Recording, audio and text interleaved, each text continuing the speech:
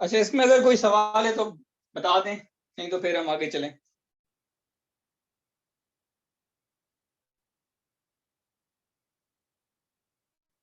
कोई सवाल है तो पूछ लें। बस सर आगे हाल उसको। ठीक है।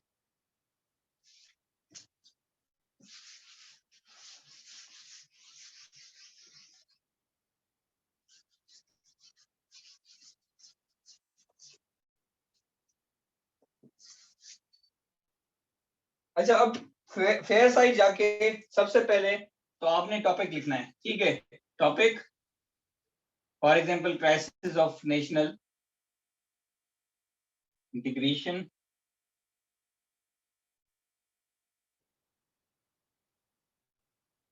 इन पाकिस्तान,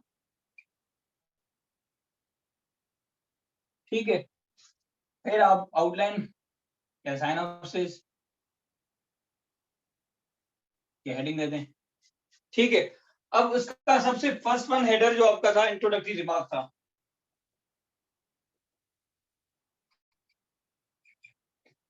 अच्छा, इंट्रोडक्टरी रिमार्क एंड थीसिस में थोड़ा सा ही फर्क है, ठीक है। अगर आपको डिफरेंस सही से समझ नहीं आ रहा तो आप इंट्रोडक्टरी रिमार्क को स्किप करके डायरेक्टली यहाँ पे थीसिस लिखें जाके, थीसिस स्टेटमेंट, ठीक है। अच्छा, अब इंट्रोडक्टरी रिमार्क में आता क्या है, आप दो तीन चीजें कर सकते हैं। यहाँ अगर कोई केस फॉर एग्जांपल डेटा है कोई, ठीक है, यहाँ कोई कोड है आपके पास टॉपिक के रिलेटेड, ठीक है। नेशनल डिसइंटीग्रेशन पे कोई कोड है, किसी की भी वो कोड दे दें। कोई डेटा है, ठीक है, कोई रिसर्च है उसकी डेटा दे दें। या फिर अगर कोई कॉन्सेप्ट है जैसे आर्टिफिशियल इंटेलिजेंस, उसको डिफाइन कर दें। या कोई जनरल स्टेटमेंट, जनरल जनरल से मुराद कि उसमें आपका स्टांस नहीं होना चाहिए, ठीक है। जैसे अगर आप थीसिस में जाके लिखेंगे कि पाकिस्तान में क्राइसिस है क्योंकि ये वजूहत हैं और पाकिस्तान ये चीजें करके उनको ठीक कर सकता है, ठीक है, ये आपके कॉजेज आ गए। लेकिन यहाँ पे ऐसे कॉजेज है कि नहीं है वो वाला मतलब आर्गुमेंट नहीं देना है कोई भी। यहाँ पे आप डिफाइन कर सकते हो नेशनल इंटीग्रेशन को, या जनरल स्टेटमेंट दे सकते हो कि national integration is must for any countries growth या सर्वाइवल या ह्यूमन डेवलपमेंट, ऐसे, ठीक है। जैसे मैंने जो लिखी थी आर्टिफिशियल डिजिटलाइजेशन वाले में, यहाँ पे लिखा था digitalisation is making rapid strides, वही लिख देते हैं।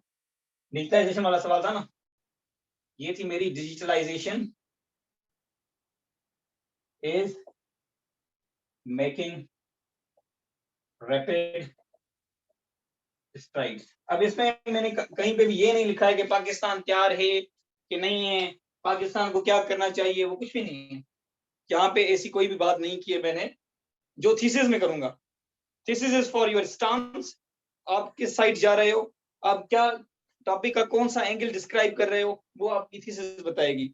ये एक जनरल स्टेटमेंट होगी सर। ठीक है। जैसे जी सर, ये इंट्रोडक्टरी रिमार्क्स जो होता है वो एक सिंपल सेंटेंस होना चाहिए, मतलब छोटा सा।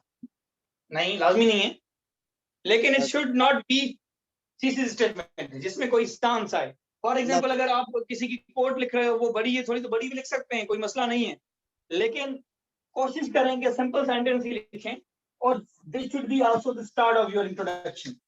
जब इंट्रोडक्शन पे आएंगे मैं बताऊंगा मैंने कैसे digitalisation is making rapid strides से ही अपना इंट्रोडक्शन स्टार्ट किया था। मतलब ये टॉपिक सेंटेंस भी बन जाता है इंट्रोडक्शन का। अबे लास्ट में, अब लास्ट में, ठीक है। टॉपिक सेंटेंस नहीं होता है ये। टॉपिक सेंटेंस आपके ऐसे का थीसिस स्टेटमेंट होता है, ठीक है। और ये आपके इंट्रोडक्शन में, आपका इंट्रोडक्शन जो होगा, इंट्रोडक्शन का टॉपिक सेंटेंस नहीं बनता है। इंट्रोडक्शन में हम बाद में आएंगे। नहीं Soma, it is not necessary. इसीलिए मैंने पहले ही कहा था कि अगर आप इसमें और इसमें कंफ्यूज हो रहे हो तो इंट्रोडक्टरी रिमार्क को हटा दें, बस लिखें ही नहीं। कोट रिलेटेड होना लाजमी है, इंटीग्रेशन के रिलेटेड हो या फिर इंटीग्रेशन पाकिस्तान हो या सिंपल इंटीग्रेशन पे ही हो कोट, फिर भी बेहतर है।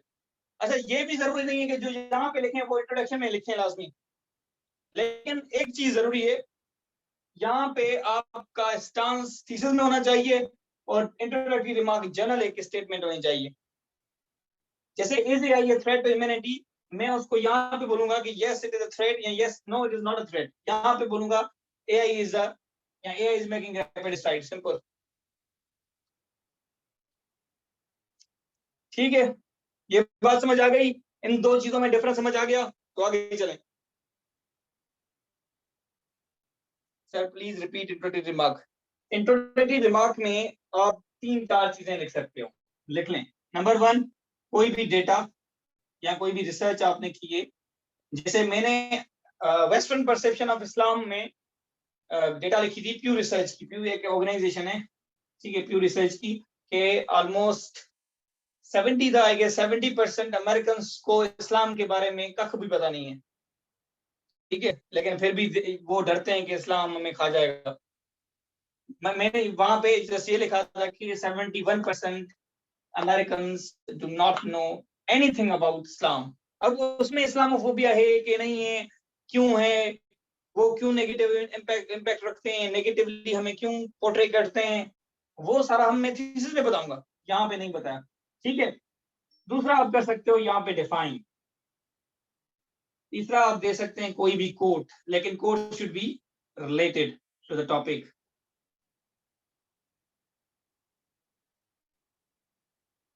फोर्थ, कोई भी, ये अगर तीनों नहीं है, या इवन भले आप डायरेक्टली कोई भी जनरल स्टेटमेंट कहेंगे, जनरल स्टेटमेंट से मुराद उसमें नो स्टांस,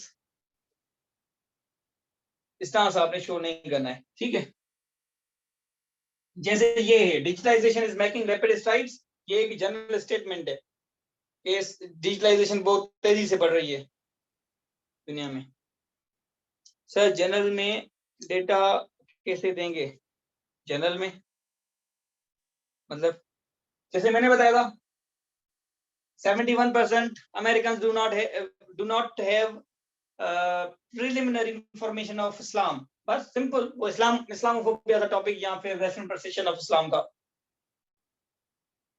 वो जनरल में आपने डेटा दे दी, जनरल नहीं देंगे, मतलब डेटा देंगे बस। जनरल स्टेटमेंट ये है आपकी, मतलब सर ये चारों में से कोई भी एक दे दें आप यहाँ पे।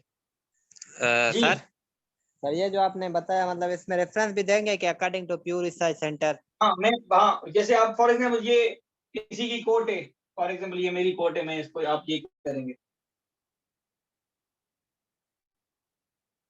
सर तौफीक, आप ऐसे कोड करेंगे, उसको बताएंगे कि ये कोटेशन मैंने लिखी है, ठीक है। डेटा कोड अगर आपको पता है तो डेटा कोड करेंगे कि ये प्यू रिसर्च की है। कोटेशन लिख रहे हो, किसकी कोटेशन, वो कोड आप उसको बताएंगे।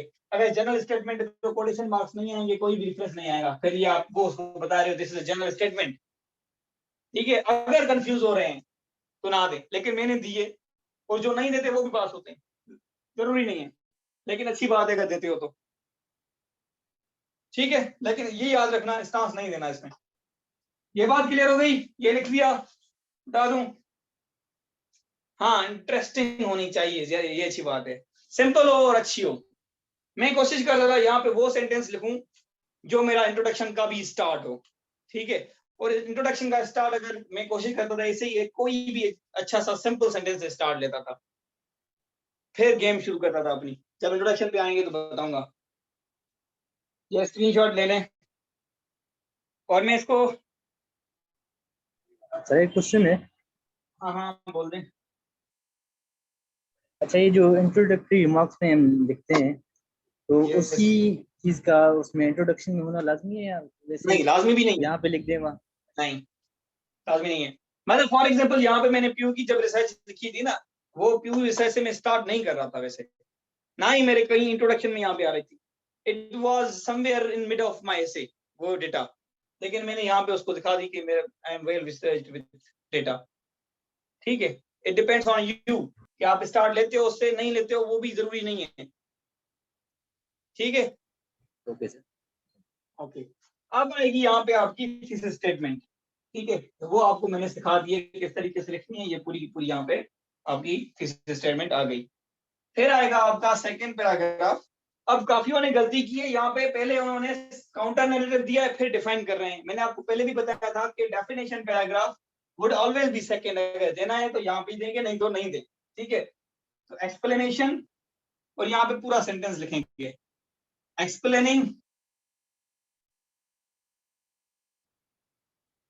The concept of national integration, national integration in Pakistan नहीं, जस्ट कीवर्ड को एक्सप्लेन करना है। काफियों ने किया था explain tax culture in Pakistan, नहीं, टैक्स कल्चर को करना है बस। और काफियों ने लिखा है एक्सप्लेनेशन और डेफिनेशन, ये वाला, फिर ये भी क्यों लिखा है, लिखते ही नहीं। एग्जामिनर पे मेहरबानी कर रहे हो आप लोग।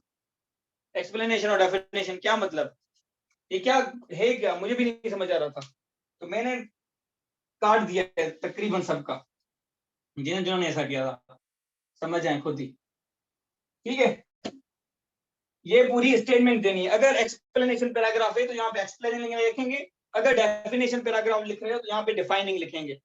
ठीक है, फिर आएगा आपका third counter perspective. Counter perspective भी आपको पता है कैसे लिखते हैं, और उसकी भी यहाँ पे पूरी स्टेटमेंट देखेंगे। पाकिस्तान, इसका काउंटर पर्सपेक्टिव होगा, Pakistan can never be able to integrate itself,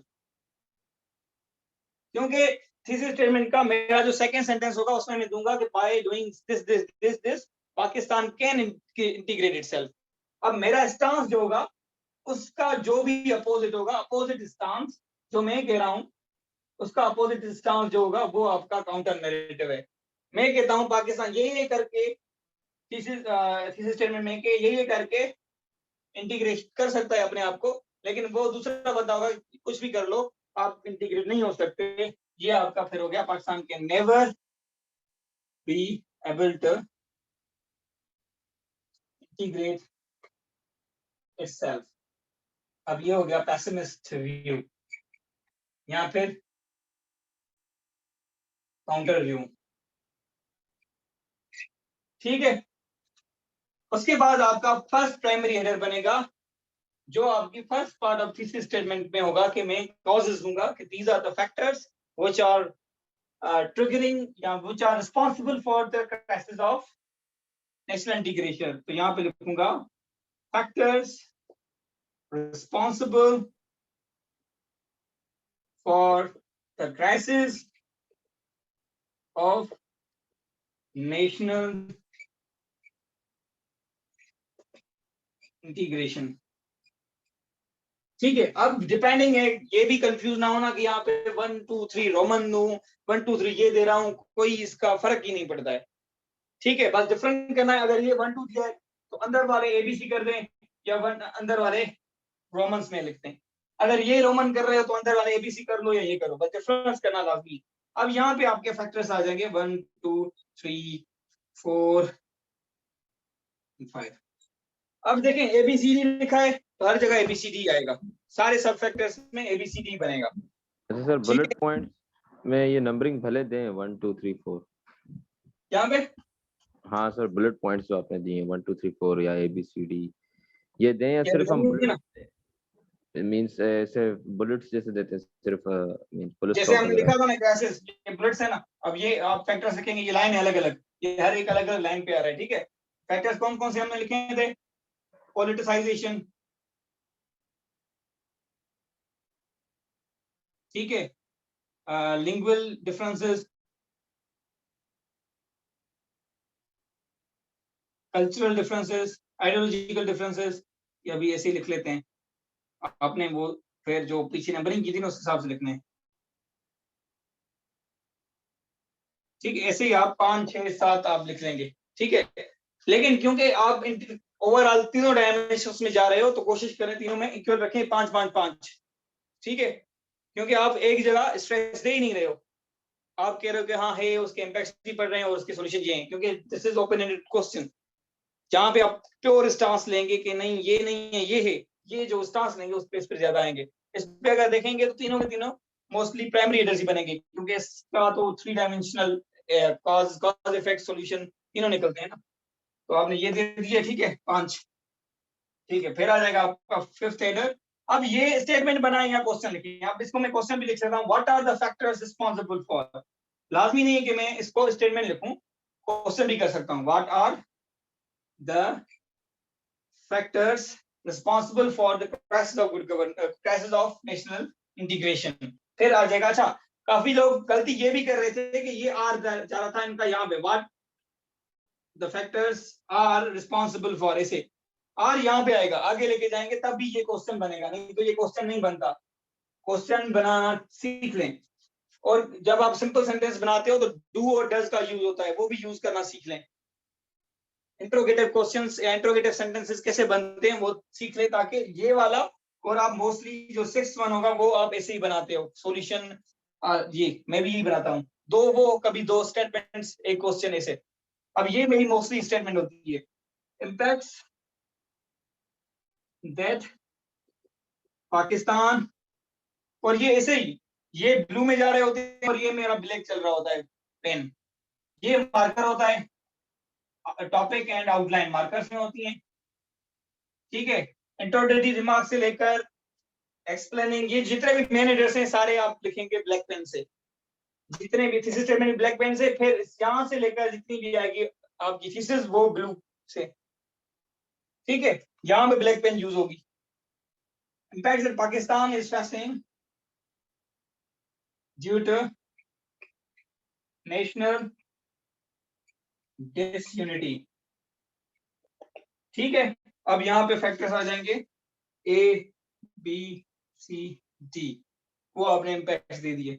फिर 6 what must be done to integrate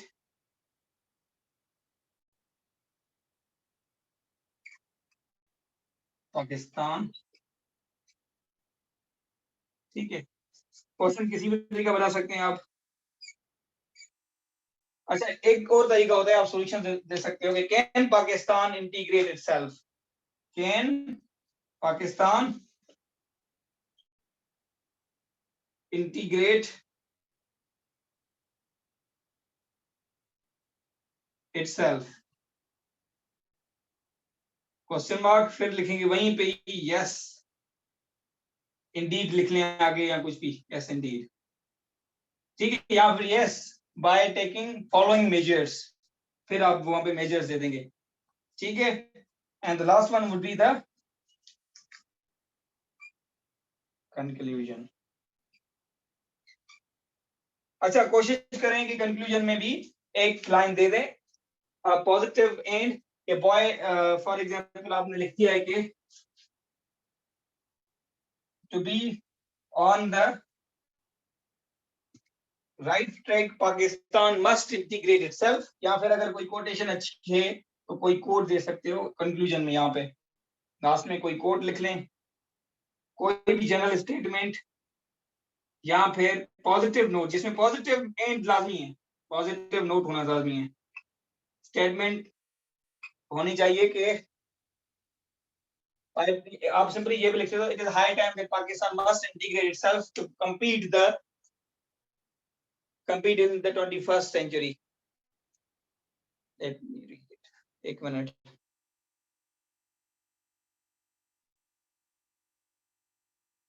अच्छा आपने लिखा है causes impacts and solutions equal होने चाहिए, क्या डिफर भी हो सकता है? डिफर हो सकता है, लेकिन क्योंकि अभी आपने ना कोई भी एक साइड पे फोकस इतना नहीं किया है, तो बेहतर है कि आप यहाँ पे इक्वल दें। जैसे एसएनसी होप्स एंड हर्डल्स है ना, SNC colon hopes and hurdles, ये सवाल आपके असाइनमेंट में था, ठीक है। अब इसमें आप जब इसकी आउटलाइन बनाएंगे, क्योंकि होप्स एंड हर्डल्स में आपने एक डायमेंशन नहीं देना है, आपने कहना है कि hopes are also attached with SNC and but there are some hurdles in the way of implementing it, ठीक है। But Pakistan can work on following measures, वो मेजर्स 3-4 मेंशन करके आप बता देंगे कि एसएनसी को इंप्लीमेंट कर सकता है, ठीक है। तो अब यहाँ पे आप कोशिश करें 6 साथ सेम नंबर ऑफ दे दें, इसमें या 7 दे दें। फिर सॉल्यूशन क्योंकि प्राइमरी एडर नहीं है, तो फिर सॉल्यूशन आप 4 कर सकते हो, 5 कर सकते हो, उसको कम कर सकते हैं, ये इक्वल रखें फिर, क्योंकि ये अपोजिट नहीं है। अब प्रोज एंड कॉन्स होते हैं ना, तो फिर आप एक साइड जाते, फिर जो अपोजिट साइड होती है उस पे ऑटोमेटिकली नंबर ऑफ पैराग्राफ्स कम हो जाते, जिस पे आपने फोकस किया उस पे पैराग्राफ ज्यादा आ जाते हैं, 7-8, ठीक है।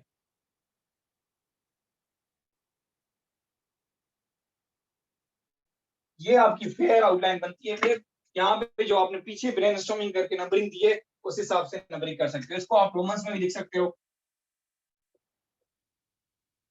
ठीक है, जैसे ये एंड हो उसके बाद आप क्या करेंगे, ये लिख लें, और अगर कोई सवाल है तो ये आउटलाइन आपकी पूरी हो गई है। यहाँ तक ही वैसे आपकी असाइनमेंट है, आगे को भी छोड़ दें, वो फिर डिस्कस कर लेंगे।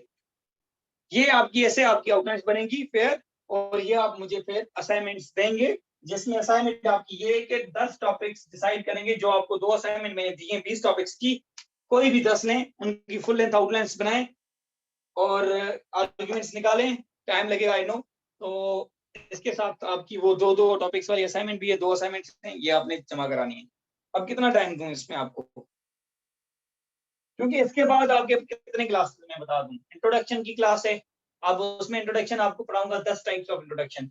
अगर कहेंगे तो वो एक दिन में भी हो जाएंगे, कहेंगे तो उनको 2 दिन में डिवाइड कर लेंगे, ठीक है, 2 वो क्लासेस कर लें अगर 2 में करते हैं तो। फिर एक क्लास रहती है आपकी कोहेरेंस पे, ठीक है, और जिस दिन कोहेरेंस करेंगे उसी दिन मैं थोड़ा बहुत कंक्लूजन का भी टच दे दूंगा, आप कंक्लूजन कैसे करते हो। अगर इंट्रोडक्शन अच्छा आ गया तो कंक्लूजन आप खुद ही लिख सकते हैं, उसमें सिखाने की जरूरत ही नहीं है, मेन थिंग इंट्रोडक्शन है, ठीक है। तो आपकी अब इसके बाद आपकी क्लासेस होंगी जाके 3 कंक्लूजन वाला पॉइंट। अच्छा, इसमें कंक्लूजन में कोशिश करेंगे कोई भी एक पॉजिटिव नोट देंगे आपसे, मैं 2 अपनी, एक सर अमीन की 2 या 3 देखते हैं सर कितने देते हैं, अपनी आउटलाइन शेयर करते हैं, ठीक है। उसमें आपको पॉजिटिव एंड से एक नोट भी मिलेगा यहाँ पे कि वो एक पॉइंट है, मतलब ये एक, for example it is high time, मैं बता रहा हूँ यहाँ पे जो लिख सकते हैं, it is high time Pakistan must integrate itself so to integrate itself to compete in the 21st century। बस ये आपने पॉजिटिव नोट पे दे दिया ये, और ये जरूरी भी नहीं है कि कंक्लूजन में लिखें कि नहीं लिखें, अगर समझ नहीं आ रहा छोड़ दें,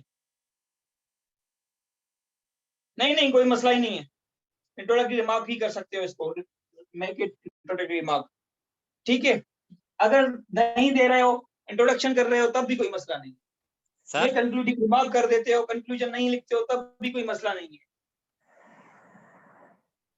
sir can you please introductory remark, अच्छा इंट्रोडक्टरी रिमार्क, अच्छा वो, हाँ, इंट्रोडक्टरी रिमार्क में आप एक कोई भी जनरल स्टेटमेंट देंगे, ठीक है, जनरल स्टेटमेंट इन सेंस उसमें आप स्टांस शो नहीं करेंगे, जैसे टॉपिक था कि is Pakistan ready for digital revolution, उसको यस या नो यहाँ पे नहीं करेंगे, मैं जाके अपनी थीसिस में बताऊंगा कि इज इट रेडी और नॉट, मैं अपना स्टांस थीसिस में जाके लूंगा, ठीक है। और यहाँ पे जो ये स्टेटमेंट है ये जस्ट उसको डिफाइन करेगी कॉन्सेप्ट को, एआई है क्या, या कोई अगर डेटा आपके पास है एआई के वो दे दें, ठीक है, कोई भी नॉर्मल कोटेशन दे दें बट रिलेटेड हो टॉपिक के, या फिर एक जनरल स्टेटमेंट दें जिसमें स्टांस शो नहीं हो, जैसे मैंने लिखा था digitalisation is making rapid strides, मतलब बहुत तेजी से बढ़ रही है, ठीक है। तो अब ये एक जनरल स्टेटमेंट है, इसमें कोई स्टांस नहीं है, तो वो आप स्टांस नहीं देंगे। अगर ये आपको समझ नहीं आ रहा, कंक्लूडिंग रिमार्क समझ नहीं आ रहा, सिंपली इसको छोड़ दें, बाकी सेम रखें, कोई मसला ही नहीं है, अच्छी बात है अगर देते हो तो, मैंने दिया था दोनों में। और यहाँ पे ऐसे ही सेकंड ईयर से स्टिल समझ नहीं आ रहे। अच्छा आप शिराज एक बार असाइनमेंट दोबारा करें, आपकी असाइनमेंट में भी मसले थे, सेकेंडरी हेडर्स देखें, आपको एक थोड़ा मैं आपको फिर वो रिवाइज करा लेता हूँ, एक बार यहाँ से आउटलाइन से सवाल कर रहे हैं, मैं आपको थोड़ा बता देता हूँ सेकेंड हेडर कैसे निकालेंगे। सर थर्ड लेक्चर जिसने लिया है सही तरीके से ना, थर्ड के बाद मसला नहीं होना चाहिए, आई नो फर्स्ट सेकंड में काफी चीजें मैंने खुद भी मिस की थी, ताकि मैं आप गलतियां करें, गलतियों से ज्यादा बेहतर इंसान सीखता है। कुछ स्टूडेंट्स थे जो असाइनमेंट के दौरान भी पूछ रहे थे, मैंने उनको जवाब उस वक्त नहीं दिया था, मैंने कहा पहले गलत करें, कोई मसला नहीं है, वो गलत होगा फिर आप सीखेंगे। एंड काफियों ने बहुत अच्छी असाइनमेंट्स बनाई हैं, और मुझे पता है खुशी इस बात की होती है, आई ऑलवेज गेट 30, 31, 32 असाइनमेंट्स, मेरे पास रजिस्टर्ड स्टूडेंट 33 हैं आई गेस, अभी 32 हो गए, और मुझे सारी के सारे सब के सब असाइनमेंट देते हैं, मुझे खुशी इस बात की होती है। मेरे काफी दोस्त हैं वो पढ़ाते हैं, उनको अगर 30 स्ट्रेंथ है तो 10 असाइनमेंट मिलती है मैक्सिमम, तो मेरी सक्सेस यही है कि मेरे स्टूडेंट्स असाइनमेंट करते हैं। हाँ कोई सवाल कर रहा था, सॉरी सर, वो आपने जो एक लिखा था कैन पाकिस्तान इंटीग्रेट इटसेल्फ कुछ इस तरह से, वो सर यहाँ पे कहाँ पे आएगा? ये सॉल्यूशन वाली है ना, what must be done to integrate Pakistan, तो अब लिखें can Pakistan integrate itself question mark, yes, अब उसी को सॉल्यूशन दे रहे हैं, यस इंडीड फैक्टर्स दे दें डायरेक्ट, जहाँ yes by following, by doing following measures या by taking following measures Pakistan can integrate itself, वो थोड़ा बड़ा हो जाएगा, कोई मसला नहीं है, कर सकते हो। ये दूसरा वे है क्वेश्चंस के जरिए आप सॉल्यूशंस देना। और सर वो एक हुक सेंटेंस होता है सर, वो हुक सेंटेंस भी थोड़ा बता देते हैं अगर यहाँ आगे आए। हुक सेंटेंस काफी टीचर्स कहते हैं कि हुक सेंटेंस स्टार्ट करें, ठीक है, इंट्रोडक्शन में, लेकिन I don't believe in it. मैं आपको पढ़ाऊंगा, ठीक है, हुक सेंटेंस को अवॉइड करें। अभी ये जहां से भी सीखा है वहीं तक रखें, फंस जाएंगे। क्योंकि हुक अगर देते हो ना, उसका मसला सबसे बड़ा क्या होता है, आप फिर कोहेरेंस भूल जाते हो। इंट्रोडक्शन में कोहेरेंट इंट्रोडक्शन बनाना बहुत जरूरी होता है। हुक सेंटेंस की जरूरत ही नहीं पड़ेगी जब आप, मैं आपको सिखाऊंगा टोटल तो 10 टाइप्स बताऊंगा, लेकिन उसमें 4-5 बहुत इफेक्टिव हैं। सबसे पहले कोशिश वही करनी है कि वो 4-5 पे ग्रिप आनी चाहिए, ठीक है। जो 10 की आप आउटलाइन बनाएंगे ना, जब इंट्रोडक्शन सीख जाएंगे तो उस पे आप 10 पे फिर 10 इंट्रोडक्शंस बनाएंगे और 10 टाइप्स कोशिश करें। उनमें से कुछ ऐसे हैं जो मैं खुद भी कहूंगा कि आप फॉलो ना करें, लेकिन बता दूंगा।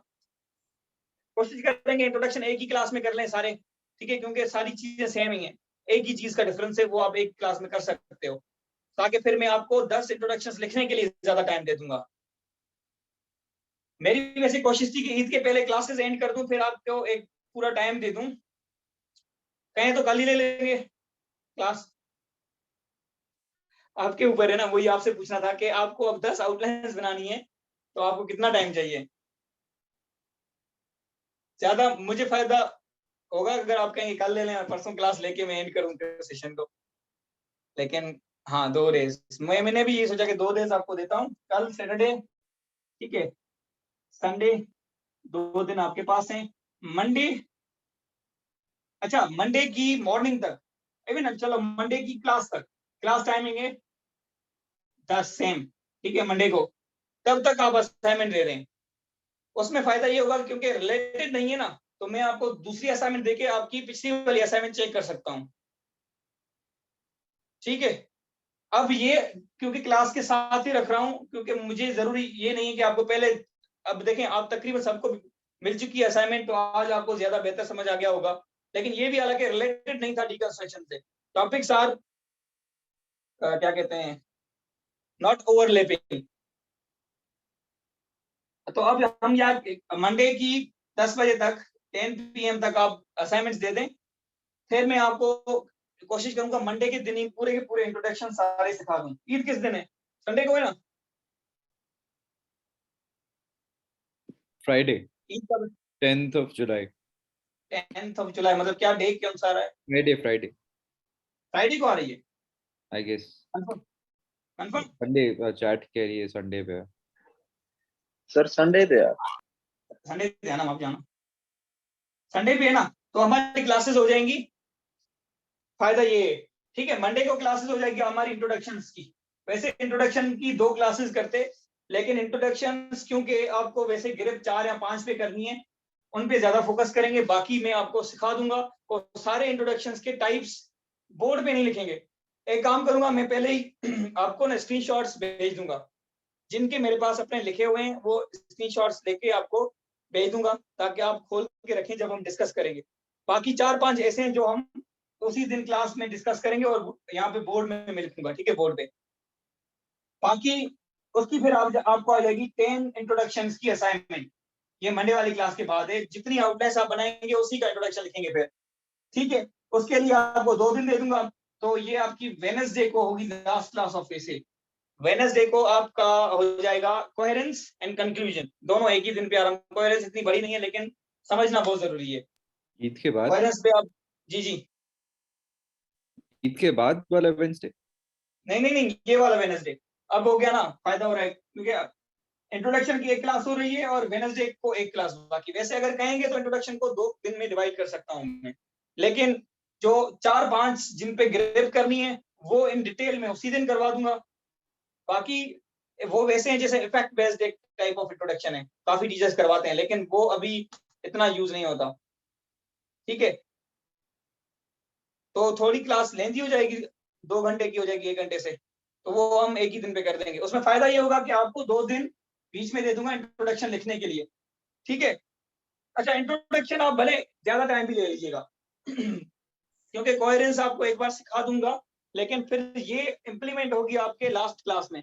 आपने लिखा है अभी सर जो आपने टॉपिक्स दिए हुए हैं उसमें से बनानी है सर, हाँ 20 टॉपिक्स में से कोई भी 10 टॉपिक्स एज यूर विल, कोशिश करें जिनकी रिकंस्ट्रक्शन आपकी ठीक की गई है, ठीक है, क्योंकि सारी असाइनमेंट तकरीबन मैंने चेक की है, तो तकरीबन जिन जिनकी ठीक थी वो मैंने ओके लिखा है या गुड लिखा है, ठीक है।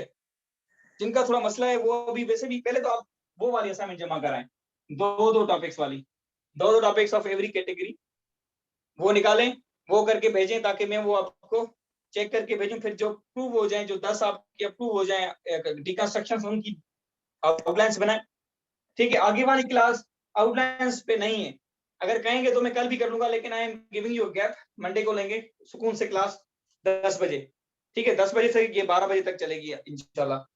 उस दिन हम इंट्रोडक्शंस कर लेंगे सारे।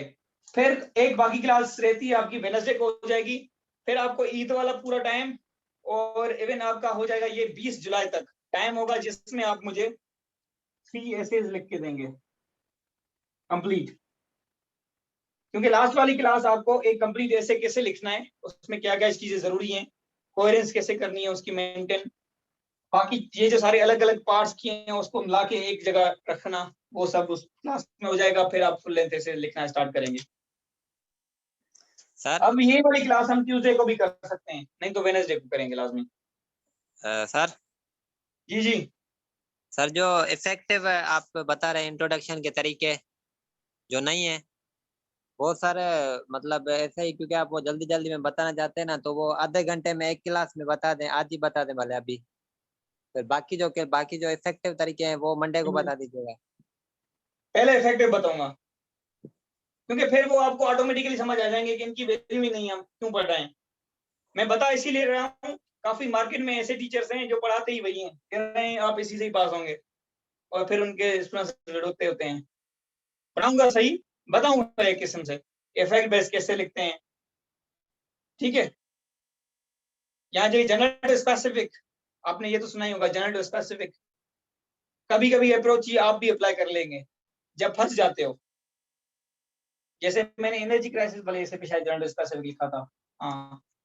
तो वो डिपेंडिंग है कि आप सिचुएशन में अगर फंस जाते हो तो फिर आप लास्ट रिजॉर्ट आपकी जनरल स्पेसिफिक की बनती है।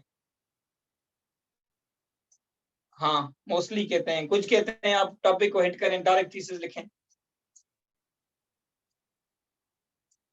ठीक है। वो आ जाएंगे हम उस पे, तो आपको बहुत मजा आएगा फिर उस क्लास में। सर हम्म। सर हमें आउटलाइन फ्रेज में ही बनानी है? नहीं यार, अगर आप इसको ये मैंने फ्रेजेस इसलिए लिखे हैं क्योंकि आई प्रेफर फ्रेजेस, टाइम बचता है इसमें, मेरा काफी बचता था, तो आपकी मर्जी है, आप सेंटेंस लिख सकते हैं, मना नहीं है उसमें। इवन कुछ लोग, अब अच्छा इसके एक टाइप भी बता देता हूँ आपको आउटलाइन की। आउटलाइन की टाइप ये होती है,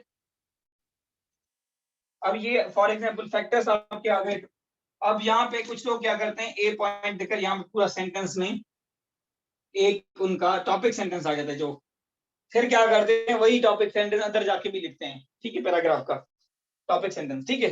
टॉपिक सेंटेंस आप भी बनाएंगे लेकिन अंदर जाके बनाएंगे जहाँ पे मैं फ्रेज लिखता था। कुछ लोग क्या करते हैं इसके अलावा यहाँ पे केस इन पॉइंट लिखते हैं, और फिर यहाँ पे लिखते हैं फॉर एग्जांपल अगर कश्मीर इशू को वो डिस्कस कर रहे हैं तो ये कश्मीर इशू, ठीक है। कोई बुक की पॉइंट ली हुई तो बुक का नाम लिख लेंगे, ठीक है, globalisation in 21st century for example, ये कोई बुक है उसका नाम है, ठीक है। इस तरीके से बुक का नाम लिख लेंगे, मतलब वो बताएंगे कि मैं उसमें एग्जांपल कौन सा डिस्कस कर रहा हूँ, पैराग्राफ में केस स्टडी कौन सी डिस्कस कर रहा हूँ, ठीक है। ये भी कर सकते हो आप, ये भी गलत नहीं है, इस जो ये करते हैं वो भी पास होते हैं, ठीक है। लेकिन फ्रेज वाले सिंपल जो ये नहीं लिखते वो भी पास होते हैं, तो फिर मैं इसीलिए फॉलो करता था। यहाँ पे फ्रेज में मैं अपनी पॉइंट लिखता था, फिर दूसरी पॉइंट फ्रेज में, कोई केस स्टडी नहीं। अच्छा, उसकी ना देने का एक बड़ा रीजन ये भी था कि कभी कभी आपके पास लाजमी नहीं कि हर पैराग्राफ के लिए केस स्टडी हो, एक के नीचे आप केस स्टडी देंगे, दूसरे के दिए देंगे, तीसरे में छोड़ देंगे, फिर फोर्थ के नीचे देंगे, ऐसे तो नहीं करना। कर भी सकते हैं, ऐसे भी करते हैं कुछ लोग कि 2-3 में दे दिया बाकी में नहीं देते हैं, अच्छा, इसमें कुछ लोग क्या करते हैं, कुछ मिक्स में देते हैं, फिर एक जगह फ्रेजेस देते हैं, फिर एक जगह सेंटेंसेस देते हैं, फिर फ्रेजेस देती हैं। मैं अवॉइड करता हूँ, मैं कहता हूँ एक में चले, या तो फ्रेजेस में चले या तो सेंटेंसेस में चले। कभी कभी ये होता है फ्रेज को एक्सप्लेन करना जरूरी होता है, तो आप फ्रेज लिखकर उसको एक्सप्लेन करना है ना, डेश देकर दूसरा फ्रेज दे दें, अटैच एक्सप्लेनेटरी फ्रेज। ठीक है, जो मैं आउटलाइन शेयर करूंगा ना, कहीं कहीं आपको ये मिलेगा, डेश देकर मैं उसको एक्सप्लेन कर रहा होता हूँ। ठीक है, मेरी एआई वाली में ना, मैंने केस स्टडी डेश देकर यहाँ पे एड की हुई है। एआई वाला ऐसे शेयर कर देता हूँ, एआई वाला आगे चल के ऐसे दे दूंगा, अभी आउटलाइन दूंगा। ठीक है, और कोई सवाल है तो पूछ लें। Next class is on Monday 10 PM। तब तक आप आउटलाइंस बना लें और दो दो टॉपिक्स वाली जो डिकंस्ट्रक्शन है वो कर लें। फिर उसके बाद वाली क्लास हम ट्यूसडे वाली उसी दिन डिसाइड करें, ट्यूसडे रखें या फिर वेडनेसडे रखें या बोथ डेज पे रखें, वो ये क्लास डिसाइड करेगी। ठीक है, अभी के लिए ये रखें कि मंडे को 10 बजे क्लास है। कोई सवाल है तो पूछ लें।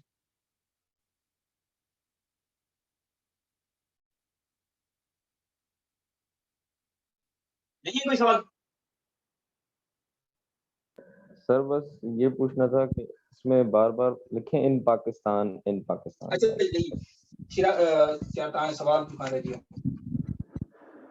पाकिस्तान लिखेंगे बार बार फ्रेजेस में, सेंटेंसेस में? नो सर, ये जो पता है हेडर लिखा है ना, factor responsible for the crisis of nation declaration Pakistan, हाँ लिखेंगे बार बार, इन पाकिस्तान लिखूं? हाँ ठीक है सर। ठीक है। अच्छा, अब आप बोल रहे थे कि हम डिकंस्ट्रक्शन करने वक्त सेकेंडरी एरर्स कैसे निकालते हैं। मैंने आपको पहले भी बताया था, फर्स्ट वन आपका इंट्रोडक्टरी रिमार्क होगा, फिर उसमें अंदर थीसिस आती है आपकी, फिर आपका आता है डेफिनेशन या फिर एक्सप्लेनेशन पैराग्राफ। ठीक है, फिर आपका आता है काउंटर पर्सपेक्टिव, फिर यहाँ पे आता है प्राइमरी एरर। अब प्राइमरी एरर कैसे आता है, आपकी थीसिस की फर्स्ट लाइन ऑफ थीसिस, अगर थीसिस ठीक बनाते हो तो आपकी फर्स्ट लाइन ऑफ थीसिस आपका यहाँ पे प्राइमरी एरर बनेगा। अगर ये फर्स्ट लाइन ऑफ थीसिस आपकी कॉजेस की है तो ऑटोमेटिकली फिफ्थ एरर इंपैक्ट से निकलेगा।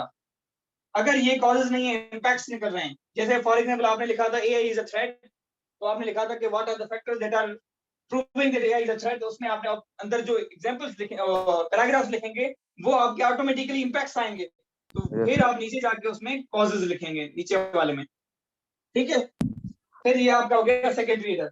बाद में लास्ट वन सॉल्यूशन होता है, अगर कॉजेस दिए तो कॉजेस को उलट कर दें, अगर हर्डल्स दिए तो हर्डल्स को उलट कर दें, तो सॉल्यूशन आपके आ जाएंगे। आखिर सॉल्यूशंस पहले नहीं जाएंगे कभी भी, ये सीक्वेंस याद रखें, काफियों ने गलती की थी सॉल्यूशंस ये दे। अच्छा, कुछ ने ये भी गलती की है 7 ऐड करके प्रोस्पेक्ट्स लिखें।